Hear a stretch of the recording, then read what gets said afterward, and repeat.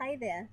If you are thinking about foraging for elderberries, you are actually in luck because elder bush is actually very common in inland northwest, especially during May and June.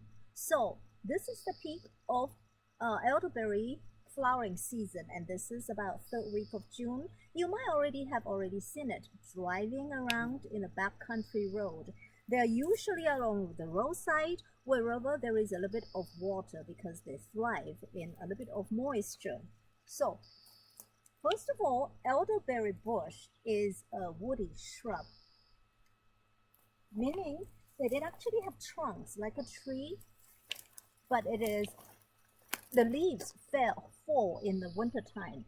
So first of all, if you're trying to identify the elderberry bush, the first thing you need to look is the trunk itself. It's gray color, which is not saying much because just about everything is gray color, the tree trunk wise, but it has a lot of this bump along the trunk, and that's gas to allow gas to escape from inside. So gray color, one thing to keep in mind. There are some more distinguished features to look for. The next you look for is leaves. The leaves are serrated, meaning it has teeth like this, serrated, and here's a better picture. Serrated, long pointed length shape. It is compound. The leaves meaning that it's opposite, coming out of a stem like this, a stem on a stem, but compound leaves, a stem with compound opposite leaves, usually with a set of between 5 to 11. So in this case, there are 5 leaves in this stem. Opposite stem with compound leaves, ends with the last leaves with a sharp point. Okay, so the next thing you look is the leaves. The next thing right now is in full blossom, so it's a perfect time to identify them in the wild because you can tell the flowers. The most distinguished feature of this flower is umbel shape, meaning the shape of this flower is like an umbrella, flat, like this. If you see something that has a cluster of white flowers that is pointy, that's definitely not elderberry bush. That's not elderberry flower. So be careful.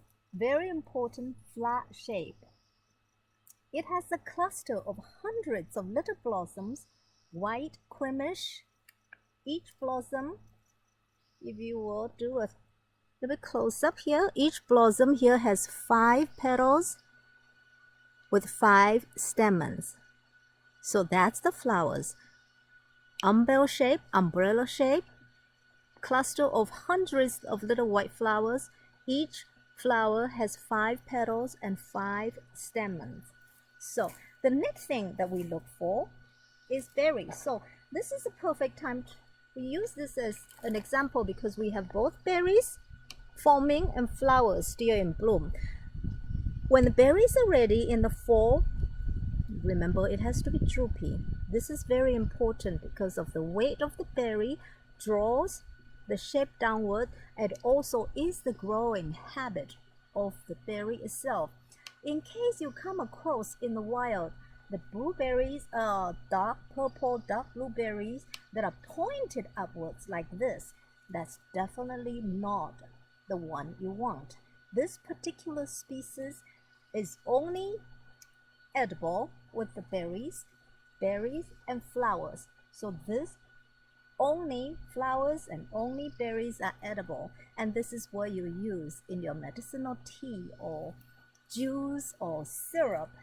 The leaves, the stems, the barks, the root, the rest of the tree is toxic. If you do not know how to identify it, and if this is the first time you're trying, be sure to go with somebody who knows for sure.